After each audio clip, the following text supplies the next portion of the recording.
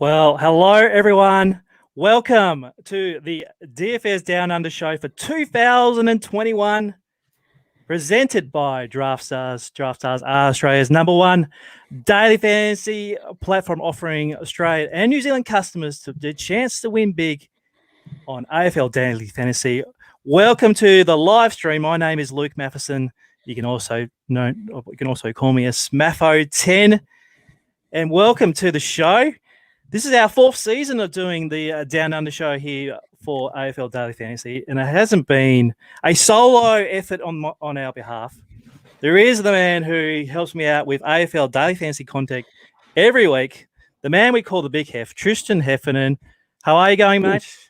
Jeez, I was a bit full on, seeing myself come straight up there on the camera. I didn't know if you were going to invite me in there, Smatho. I thought it might just go a big solo effort from you, but great to be back for another year. Great to have the Draftstars cap on. It looks like a huge, big round for AFL round 1.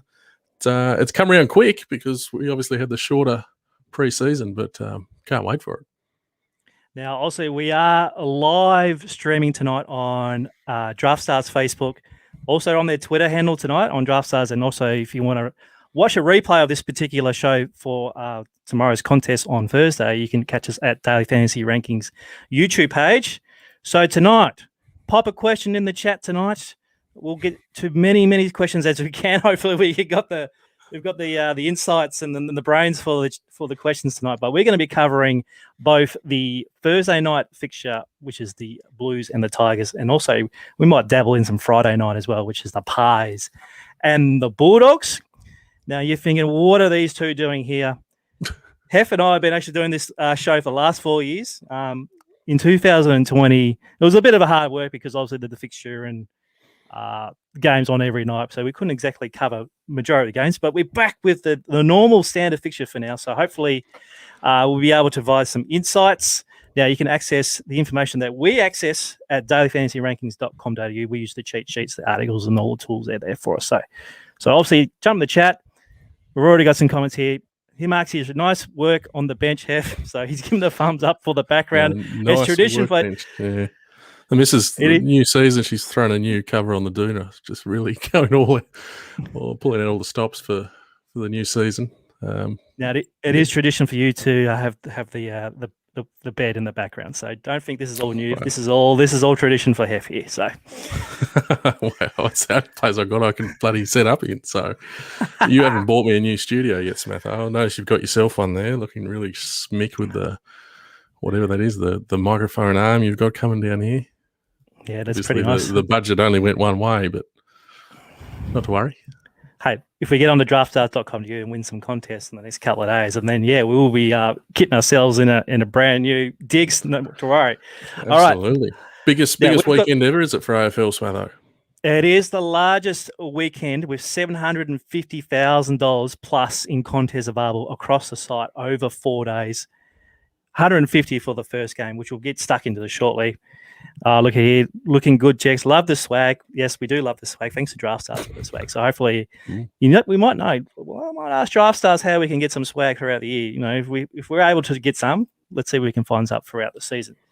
Now, before we get into the footy and break down this particular matchup, I want to ask you, Hef, the big news of the day today: the medical sub in AFL has now been inscribed into law. What is going to happen from an AFL daily fantasy sport perspective? Because we've seen a little bit of crying today from providers, from players, season-long guys. But what actually is going to happen in daily fantasy sports with the sub? Tell me what's going to happen. Well, they didn't give me much chance to work this out, Smatho. As you say, they only came up with it today. Obviously, everyone's almost learning on the go because we don't know what's going on. We thought it was going to be a concussion sub. Apparently, it's going to be there for all sorts of shenanigans. So it'll be interesting to see how it plays out. My initial feeling is it's going to throw a little spanner in the works because it does give you that real left field option. I think you're only going to want to use a medical sub if they're really cheap, because obviously it's not going to be likely that they're going to get on the ground, but it's a hard game, AFL footy. There's going to be injuries, there's going to be concussions. But there's two things you got to look at. One, are they going to get on the ground? And two, even if they do, they've got to outperform their salary. So from my point of view, I'd be looking more inclined to take a risk on a guy if he's on the cheaper side of the salary. Obviously, the sensible play, and if you're going to play single entries and that sort of stuff, the sensible play is probably just to avoid them. But if you're going in these huge contests we've got lined up, it could just be the little slice of luck to, if you go a really, let's say, chalky lineup, throwing the medical sub in there, it'll be interesting to see by the end of the season if that turns out to be a tactic that pays off for someone. I was watching the community series and played a couple of games on Draftstars a couple of weeks ago where they had an extended 26-man squad where I reckon 2 or 3 contests I actually played a player that was sat on the bench for the whole game and scored me 0 points. So I think I think if you have that mindset thinking, are they going to get a game and are they going to pay off their salary? Then yeah, and if they don't get on, then you're going to have a 0 on the short score. Answer is you just wouldn't play them, isn't it? But as the fields get bigger and the money gets bigger, and it's especially in the single games, it's harder to differentiate. It's something that you might consider. That's probably as far as I would go with it to start with. It would be really interesting to see what the big players do with the medical sub. I'm really interested to see how people attack it. All right. Speaking of attacking, let's get stuck into this massive contest that we have here on Thursday night. Here's the Draftstars lobby. AFL 150,000 Tigers versus the Carlton Blues. We've got a 7:25 p.m. start, Australian Eastern Daylight Savings Time. The market has the Tigers are pretty short favourites here at $1.27. They've come in after the teams dropped in this evening. The line's around 21.5. And the forecast for the MCG is actually quite good. So there's no worries about rain or wind. Look, the teams came out on Wednesday evening, and the Blues didn't actually pick Jack Martin. He's still crook from a calf, and Eddie Betts hasn't really done any training. So I don't think he'll get to a game if he doesn't train. Jake Arts and Josh Caddy make the Richmond side that actually we all know they won last year's grand final. Now, let's have a look at these contests available here on Draftstars. First of all, the 150,000 Tigers versus Blues, $14,880.06 goes to first prize. But look at the prizes they have for second all the way through the 10th there. That's $1,000 if you get in the top 10. That is awesome prize pools there from Draftstars. Look at this. Now, top 15, also, actually. One thing you should point out, is this the biggest 150? This is the biggest prize pool with a $15 entry. It's great to see all these. We know we've seen the $20 entries on a few of these big prize pools, but just the $15 entry, the standard entry there, great to see. Really looking forward to that. Now, the one I've been playing for a long, long time since I started playing Draftstars is the $2 mini. $1,000 the first place there. $2 entry, you can have up to 50 entries on that particular game. So if you're not shy of throwing in $10, you can get yourself 5 entries there, but $1,000 there. And for those who like to consider their money as crypto, then the high roller is there at $3,278 for first prize for a $150 entry as well. So give us a look at the entries. How many can we throw in the high roller? How many entries in the high roller? Usually 3. Yeah, let's start with the 3. Three max entries. There we go. So that's grown in popularity for sure, that high roller event. Yeah. Now, also, a couple of comments here. Surely you can't chase the sub. Would be rare if they're part of a winning lineup. How many games in the season? There's 200 plus games. We could see Rowan, 1 or 2. Yeah, Rowan's right, but like rare, that's what's going to take you down a huge tournament. He's right. It's hard to chase the sub.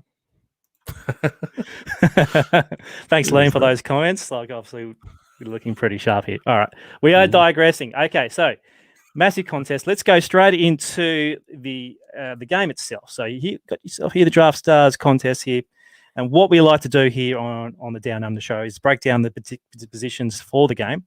And as always, is tradition on the Down Under show, we always start with the rucks. So 3 rucks are available at this stage, unless Mabo Choi is the super sub.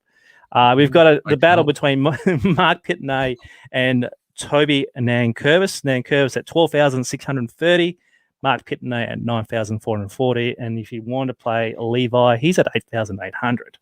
So, Hef, straight off the bat, tell the viewers what you like in this particular ruck position and why. Well, we've done a lot of Richmond games over the years, haven't we, Smatho? They've got a lot of primetime games the last few years. And Toby Nankervis is a guy we've spent a lot of time talking about, mainly for the fact that Tim English sort of took the mantle off him a bit last year in terms of auto plays against the ruckman. And the pressure sort of came off Nankervis with Soldo sharing the ruck with him last year. But if we just remember back a couple of years, Nankervis, he was absolute dynamite for plugging in a ruck against, which is weird to say because Nankervis is reasonably mobile. He's a pretty big fella, but he does give up a lot of fantasy points. And for that reason, considering he's $3,000 more expensive there than Mark Pittenay, my initial thought is Mark Pittenay is the guy that we're going to start the season with. Now, the one thing I will say about Nankervis is he does have a very big ceiling, which obviously is what we're looking for in the massive fields for the 150K. So he doesn't hit it very often, Nankervis, but he is capable of pumping out that big 130 that can really break the slate open. But the safer play is undoubtedly Pittenay. Yeah, I always give him the little French accent there. I think it's Pitternet. If you got the double T, you have the inflection. But it's Pittenay. We'll call him Pitto. The old Australian vernacular, Pitto. So I like Pitto as well. If I'm going to play my single or 3 entries or 5 entries, three or four of them out of 5 are going to be Mark Pittonay, and then a couple of Toby Nankervis just in case he goes down in the first minute. All right, so let's just there he is. There's Mark in there. So let's go on to the defense. And look, interesting that we're missing a couple of key players here from both sides. Basher Hooley for the Tigers and the new recruit, Zach Williams. So that kind of opens up a good couple of spots for some players here. And the top of the list here at 13,400 with a remarkable community series score. Jaden Short, 13,400. Leads the top of the list there. But I think you're going to start with another player here who's at 11,650 in Sam Doherty. What do you reckon? Doherty, you're going to throw me straight into Doherty here. He was an absolute freak a couple of years ago. Doherty, obviously, before he had the knee issues. Last year, he came back and he had a really solid season, but he didn't set the world on fire like we had become accustomed to. Interesting, this game last year, he led all comers for the Blues with 95. There's no doubt that his ceiling for that salary is one of the best on the slate. And Richmond, we have talked about Richmond, as I said, on the show a lot. They do give up points to the backs. And when you look through the data tools over there on the fantasy ranking site, and just an interesting point that I noticed, they do tend to give up more points to the top 3 backs on the opposition rather than the battlers down the bottom. They're sort of middle of the range against the bottom 3 backs for their opposition, but the top 3 backs, they do give up a lot of points too. So it really works well for Doherty. And we've talked about Jaden Short in the absence of Basher Hooley, how his scores just go through the roof. He's going to be really popular off that big 150 or whatever he had in the preseason, and no Hooley there. He's going to be really popular. But there's another guy that I want to sort of mention from Carlton is Adam Sard. Now, we've talked about the medical sub. Another rule that we need to talk about, Smatho, is the man on the mark rule, because they're going to look like witches' hats, aren't they? Once you're on the mark, you can't move. And a lot of these teams seem to be looking for the really pacey guy off half back to just run around the guy on the market and roost the ball forward. And Adam Sard fits that to a T. So he hasn't been a fantasy guy really until last year. He started to show a few signs. Give this new rule, give the good matchup against Richmond. I reckon you can make a really good case for the Doherty-Sard combo in the back line there. Excellent. Any cheap guys down below that we might squeeze in for this particular side? Players such as what we got here, Liam Jones, Dylan Grimes seems to be not a bad price there at 7,470. Tom Williamson at 8,002. Is there anyone in particular that we can just plug in for this particular lineup I'm building here at the moment? Well, Dylan Grimes is a popular fantasy name for reasons probably unrelated to his actual fantasy game among the community. Look, a lot of these guys have reasonable ceilings, but they don't hit it very often. A guy like Liam Jones pulls out a score every once in a while.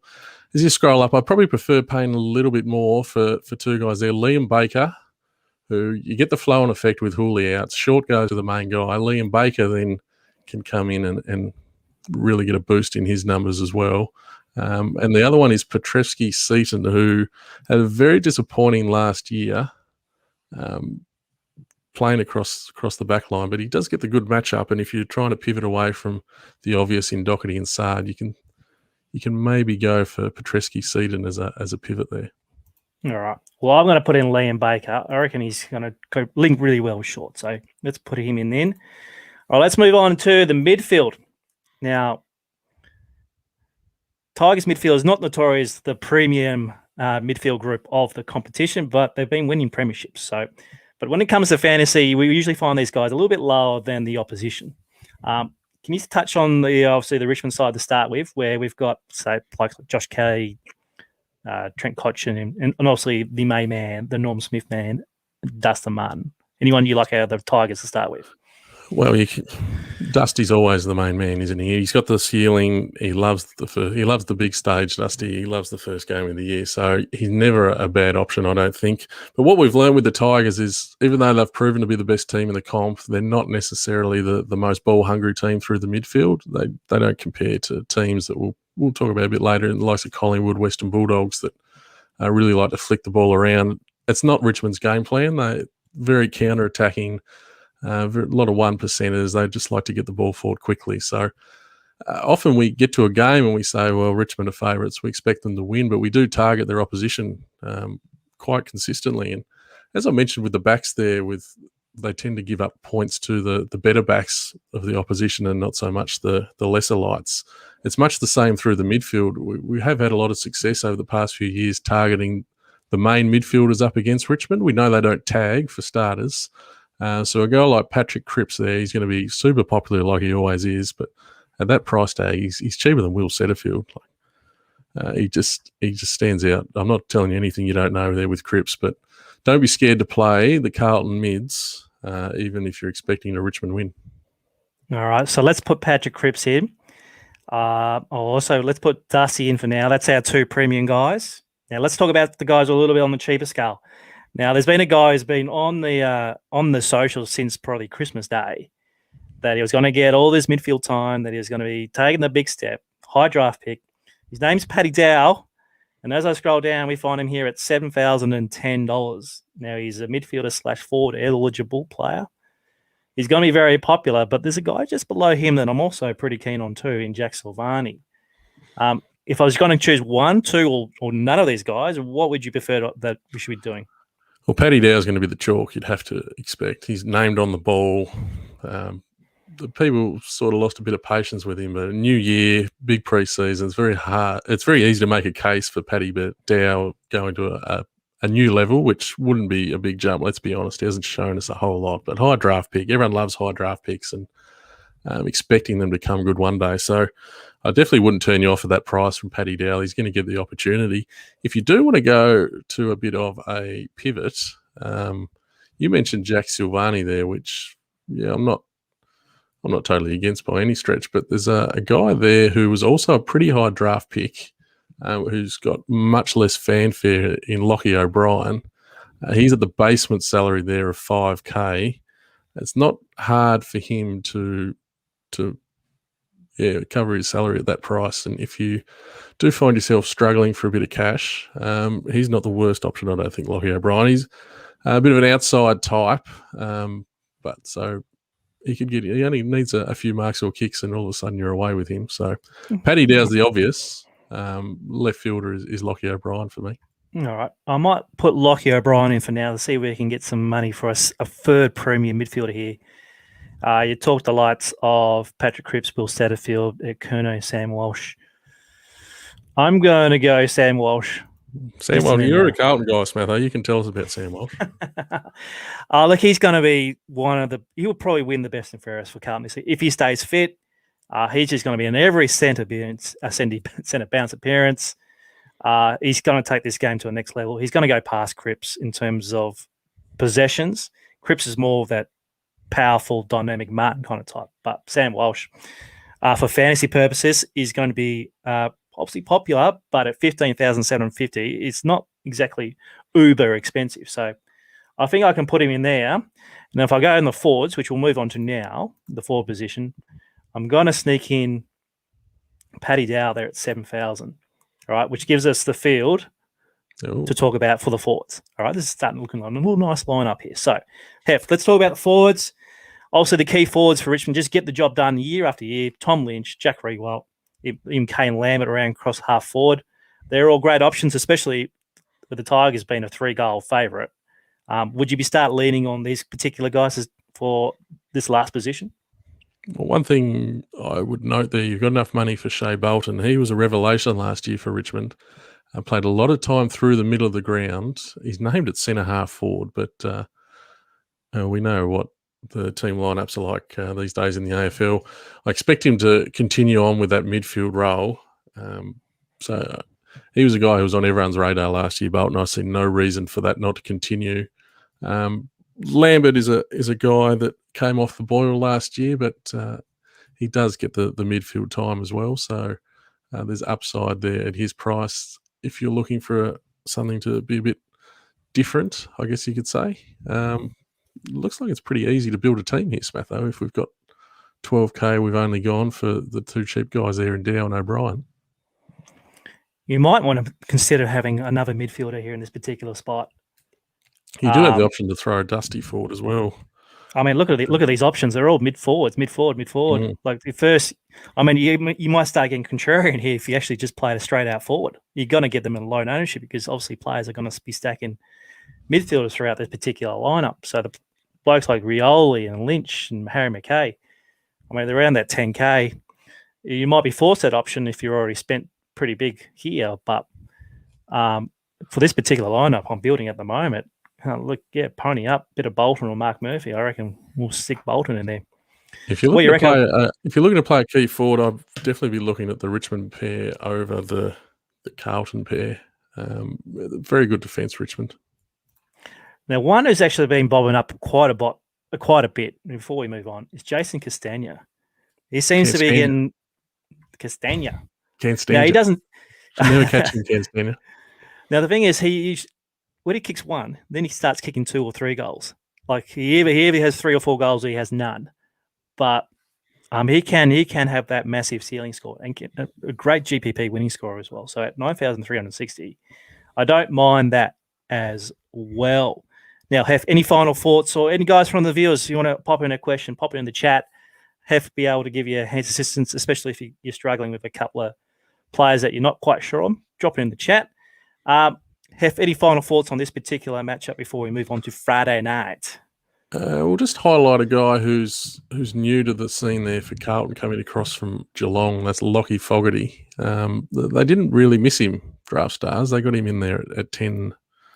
He's roughly 10,000. I thought he might have gone under the radar a little bit. So at that price, I don't think he's thrown in by any stretch. But as a junior, had a really good fantasy pedigree, I guess you could call it. He didn't get a lot of opportunities at Geelong between injury and obviously they're a very strong side down there at the Cattery. But a little change of scenery to Carlton. He's a guy that you might choose to use if you're looking to get away from all those key forwards around the 9-10K range. Excellent. All right, well, let's move on to Friday night. And Friday night, we have the Collingwood Magpies playing the Bulldogs. Now, Draftstars have posted a $120,000 prize pool at the same entry cost at $15. All those other contests that we highlighted before, the high roller, the mini, the micro, the fiver, all the same price points as Thursday night. So 120 on Friday night, which is absolutely awesome. Obviously, we're recording on Wednesday night. We don't have the particular teams ready to go. But let me just get you through a couple of injuries. Chris Mayne has clear concussion protocol, so he will be available for selection, but wherever he gets in, he might be that little emergency 23rd man. You never know. Will Kelly won't play because he busted his collarbone. Now, the two key ones here, Steele Sidebottom is out with a calf, and Taylor Adams has a hamstring injury that he says it's good to go, but we're not quite sure. So we're only an assumption that you'll probably play, but if you don't, that's going to open up some huge midfield minutes for the Pies. As for the Bulldogs, we've lost Hayden Crozier because he had shoulder surgery, while Aaron Norton and Lathan Vandermeer should be on track to play after playing not much footy for the Bulldogs. So these two teams from last year, the data on the Daily Fantasy ranking site tell us that they're number 1 and number 3 for possessions accumulated. Possessions mean fantasy points. Therefore, these two teams are high scoring fantasy-wise. So let's start with the rucks once again. Who are you thinking in the ruck position? Let's bring up the lobby up once again, Hef. Let's go in the contest. Who we got here? This is really interesting, this ruck setup to me. Obviously, Brodie Grundy, we know everything about Brodie Grundy. He sort of blamed the hub for he's a little bit below par last year, Grundy, but that, all of a sudden you get him in there at 14.7. Now, we mentioned English before when we were talking about Nankervis and how he was just ripe for the picking last year. He's got another pre-season under his belt, whether that's quite enough for him to bulk up to match it with the likes of Grundy. So obviously the Bulldogs had the same reservations about English, and they've sort of talked about playing him forward a fair bit more because they brought on big Steph Martin. Now, we talked about him a fair bit last year, Smatho. I was of the opinion that he was nearly cooked, nearly done. He didn't play a lot of footy. He came back at the end. I'm not sure if that was to Brisbane's advantage or not, given how well Oscar McInerney was playing without him. But the one thing about Steph Martin is up there at Brisbane, he's been part of a very stingy ruck combination, and that was one of the few times where you'd have reservations playing a guy like Brodie Grundy, just because the Lions, they weren't giving up much through the ruck. So how Martin brings that to the Bulldogs remains to be seen. They've gone from being the number 1 target to all of a sudden you've got this old guy who in his younger days he was a beast to score against. Where's he at, Stephen Martin? That's what we've got to make a decision on here. That's right. There's also here from Dallas wants to know, what about Big Cox? Any thoughts on Mason? He's almost stolen my thunder here for Big Mason. Now, Steph Martin, let's just say he's probably my number 1 pick, Martin, because he's 7,000. He's so cheap. But we do know that Grundy, he doesn't give up points either, Grundy. So it's not an easy matchup for Martin. So that's when you can look at a guy like Mason Cox, he's probably more popular on Draftstars than he is in real life. He cops an absolute hiding from the fans, Mason Cox. But the thing about the Bulldogs is one spot we've been able to target them over the years has been with tall forwards, which Cox mainly is. Let's just have a look through his past 3 games against the Bulldogs. He had a 56 last year in the shortened quarters.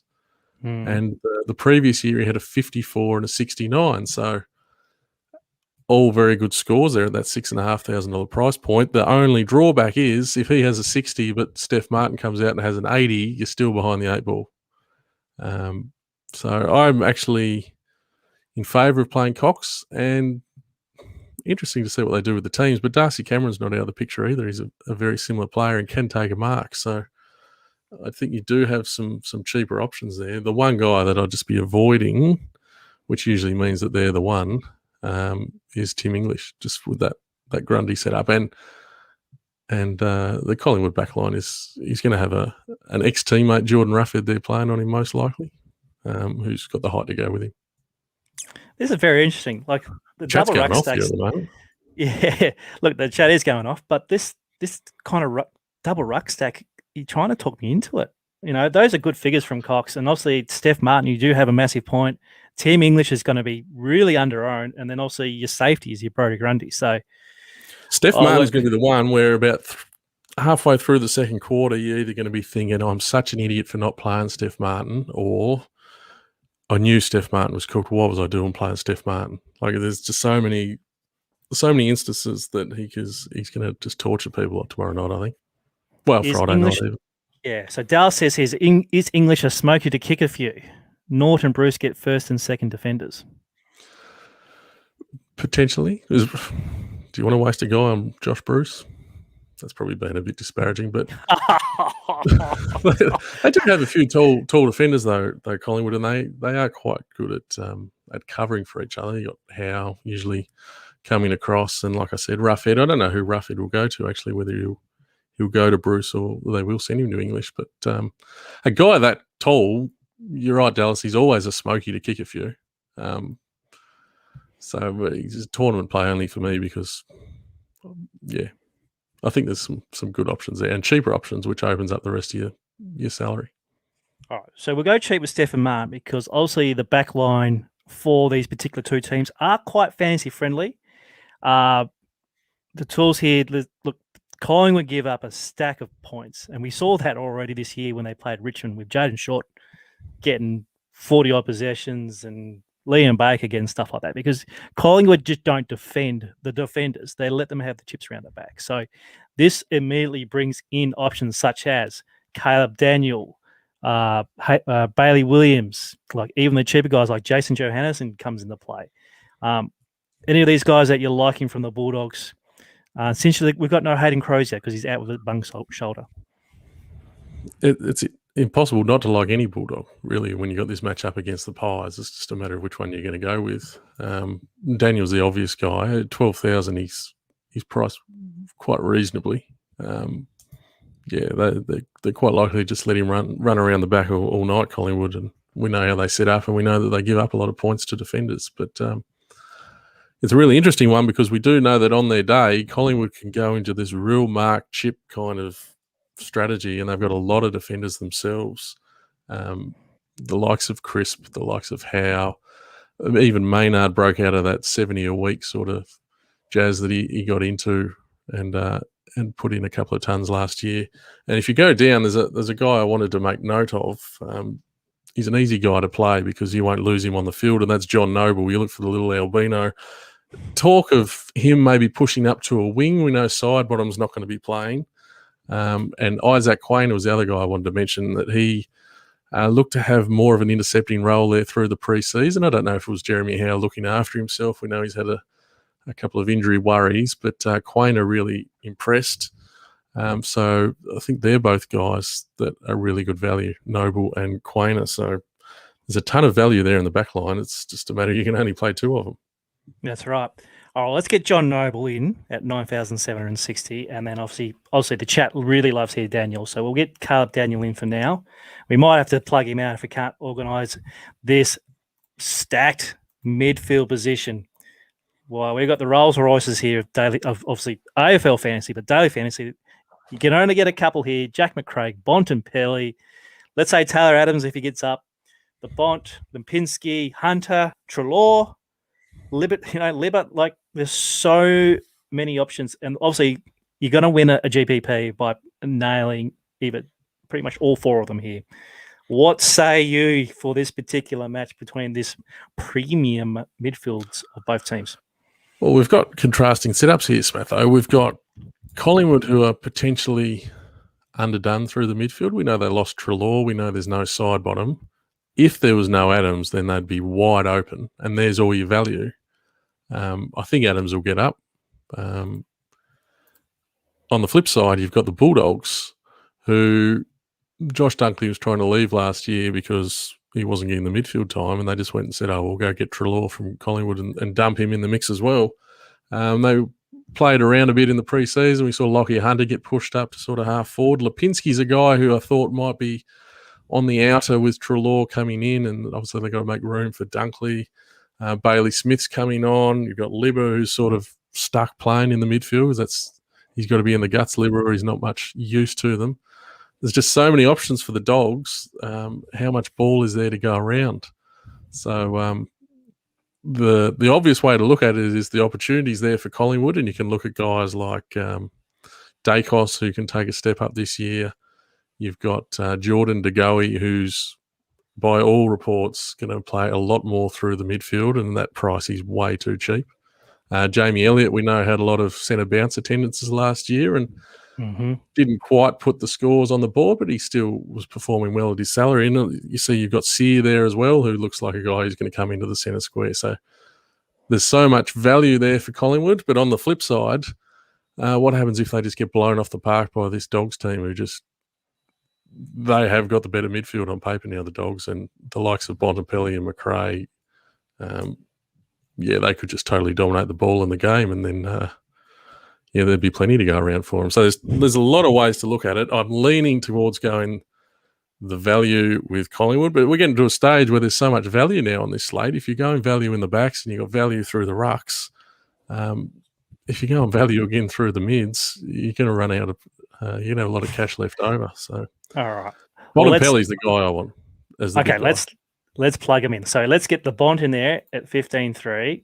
Let's look at some Collingwood cheapies. Dacos is 11, or I'm really keen on DeGoey in the fort. So let's just get DeGoey. Yeah. Don't waste him in the midfield. We've got 11.4 here. Probably one more cheapie. Do you like Braden Sear at 7.7? I think the opportunity's there for Sear. He's definitely worth playing.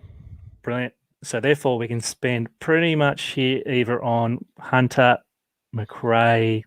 I'd probably be leaving Treloar alone. Just comments he makes. He's looking forward to the game. He's also looking forward to it being over against his old side. A bit concerned on his role. He's a bit underdone. I'd prefer to look us away from Treloar. Let's go to the Pendles, 12.5, right? And let's move on. I'll leave that open now because I want to talk about the forwards, because this is where, again, you can get contrarian because all these guys have got the mid-forward status. Like, you have to come down here to, we've got Toby McLean, Will Hoskin-Elliott, Mitch Walsh. These guys do play around forward pocket, and they've been priced appropriately because their opportunity is not as great. But any of these guys down here that you want to take a flyer on, because we've got the cash here. My favourite one to take a flyer on is generally Myercheck at 8,000 because he can get you 10x Myercheck. So he's always a guy that I like having a flyer on. My favourite two forwards are definitely DeGoey and his partner in crime, Jamie Elliott. They're both well priced. They're both DeGoey's definitely getting the time through the midfield, it would seem, and Elliott, they do seem to like him. And they're my favourite forwards by far, actually. And then Dunkley, I think he's right in the mix, obviously, for the Bulldogs. All right. Okay. So let's put in Jamie Elliott, 9,200. That leaves this with 16,000. Easy choice here. We've got McRae, and that fills out a beautiful looking side. So obviously that has Steph Martin in there. So you might have to mix it up if you want Grundy, and if you put Cox in there, and then you got more money, which is quite brilliant. That's brilliant. Yeah, there's a lot of way to look. I think, all the values with Collingwood, but don't snooze on a dog stack, I don't think, because if they get on top in that midfield, they might just dominate across the ground. So, there's definitely a lot of ways you can attack this game. And if you get blinded by the Collingwood value, you might leave yourself open if the Dogs get a hold of them. All right. So there is the 2-game preview for round one for the Draftstars slate. $150,000 on Thursday night. And then obviously the $120,000 pool for Magpies and Bulldogs. Guys, we'll wrap it up the stream here. We've gone a good time tonight, breaking it down. Thank you for all your comments in the chat tonight. We've had a great time reading those out. We love the hoodies here. We'd like to thank Draftstars for providing the swag. We look forward to joining you next week for round two. As I said, a couple of comments here just before we go.